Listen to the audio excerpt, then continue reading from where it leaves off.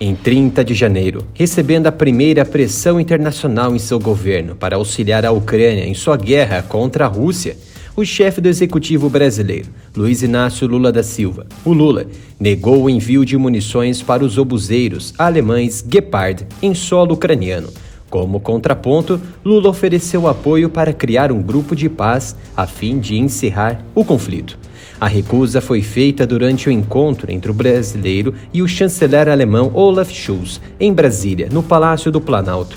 Dentre as possíveis munições estariam calibre 7,62 mm para as metralhadoras que equipam os blindados, munições 20 mm, 30 mm e 35 mm.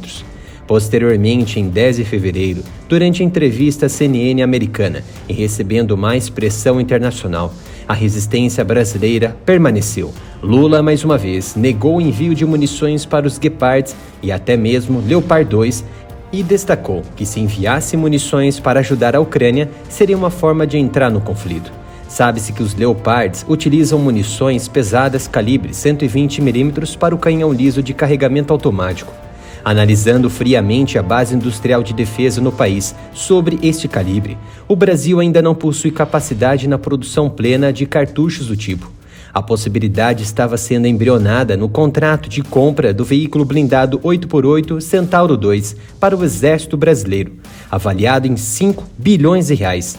Mas foi suspenso pelo Tribunal Regional Federal da Primeira Região, TRF1, em 5 de dezembro do ano passado.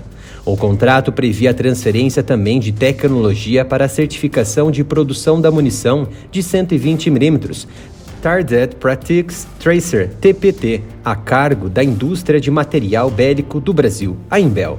Detendo esta tecnologia, o Brasil passaria a dominar o desenvolvimento de munições de 120 mm a serem empregados nos blindados pesados Leopard.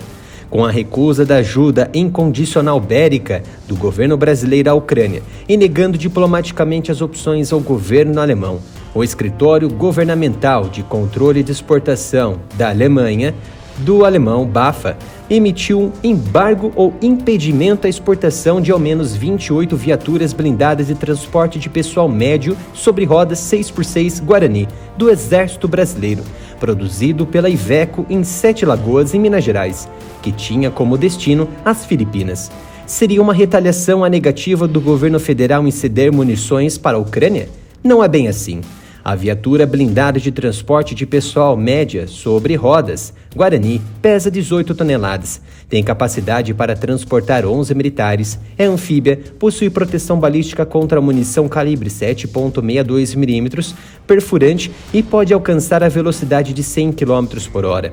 Dotada de uma torre com canhão de 30 mm, o Guarani executa disparos em alvos fixos a 150, 500 e 1.500 metros e atinge precisamente alvos móveis localizados a 1.000 metros, rastreando-os automaticamente por meio de uma mira eletrônica. A viatura Guarani é um projeto do Centro Tecnológico do Exército em parceria com o consórcio Fiat Iveco.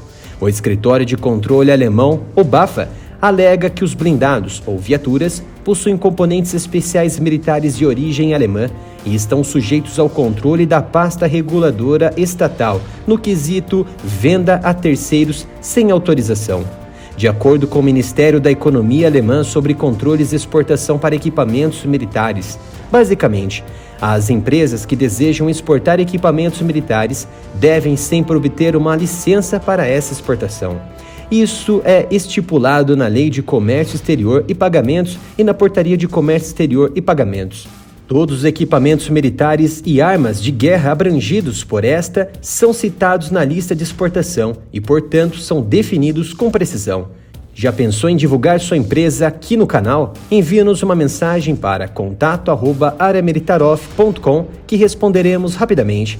Ajude também diretamente o nosso trabalho diário no YouTube através de um Pix com qualquer valor para a nossa chave canalareamilitaroff@gmail.com. A lista militar comum da União Europeia, a lista de exportação, baseia-se na lista do Acordo de Wassenaar, de 1995.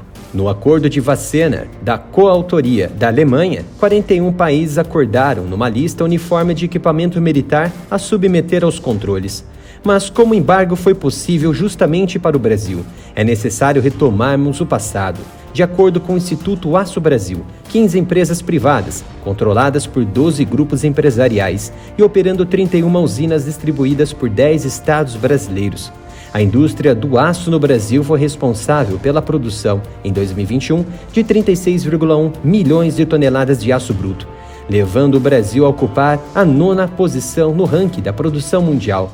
Mesmo constituído de um poderoso parque industrial de aço, o Brasil tinha dificuldades na produção da tecnologia de aço blindado do tipo Usiprot 500, produzida pela alemã ThyssenKrupp, que importava diretamente a Iveco. Foi então que a Uzi Minas certificou a produção da chapa blindada Usiprot junto ao Exército Brasileiro para substituir as chapas importadas da ThyssenKrupp, solucionando um dos problemas na produção da viatura blindada 8x8 Guarani.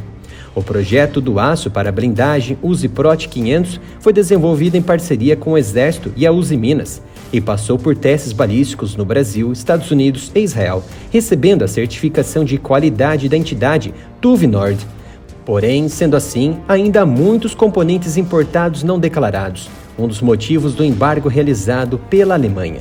5 unidades blindadas Guarani estão no pátio da empresa aguardando a liberação e possuem tais componentes alegados pela Alemanha, que, segundo relatos de pessoas familiarizadas com a situação, há espaço para diálogo com a Alemanha para solucionar esse entrave.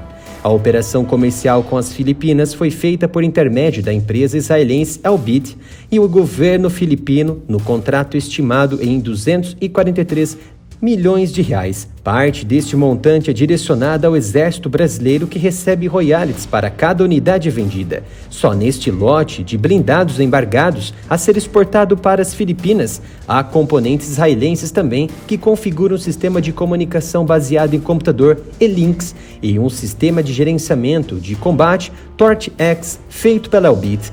De forma mais profunda, talvez não seja claramente uma retaliação, mas poderia ser evitável previamente, o que também não está nas políticas de controle de armas militares e não de guerra da BAFA. De todo modo, a pressão internacional, principalmente da Alemanha sobre o Brasil, mostra claramente a imposição dominante das potências em forçar uma possível aliança internacional de nações desenvolvidas e emergentes contra a Rússia, e impor principalmente um desequilíbrio no grupo BRICS, onde Brasil e Rússia fazem parte e cooperam entre si em diversos setores. Assim sendo, a OTAN promove diplomacia com base em alertas e sanções às nações que não seguem sua cartilha. O área militar tentou encontrar, através de contatos oficiais, alguma política ou norma resolutiva que impede tal transferência para nações como as Filipinas.